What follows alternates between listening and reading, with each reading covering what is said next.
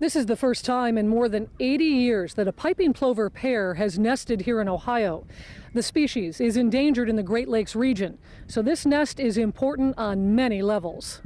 The two tiny piping plovers created quite a stir in the birding world and beyond when they built a nest at this inland lake at Maumee Bay State Park.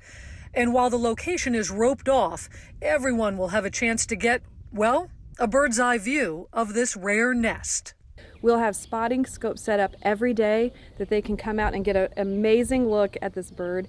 And sometimes when the bird stands up, you can actually see the eggs in there, which is kind of cool. The birds were first spotted at the park in May. A few piping plovers do migrate through the area every year, but they usually don't stick around. The Great Lakes population of piping plover has plummeted to less than 200 individuals. Because of those numbers, both cameras and volunteers will be focused on the nest at all times. Because every egg, every bird in this small population is precious, this nest will be watched 24 hours a day. Federal bans and color marks made it possible to learn the birds' backstories. They were both born last year. The male has been named Nish and the female is Nellie. The male was hatched at Montrose Beach in Chicago and the female was hatched at Presque Isle in Pennsylvania. There are now 4 eggs in the nest.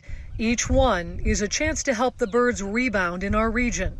And Kaufman hopes that this will continue to be a place we have a chance to coexist with the piping plover.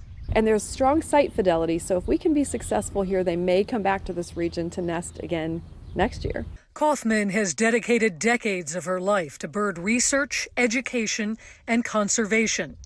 So getting to see the very first egg in this rare nest was emotional. It's amazing how much emotion one egg can bring in a person, but it was like the culmination of 30 years of effort to see these little birds just doing their thing. And to be able to document the first egg in 83 years, it's really an amazing experience.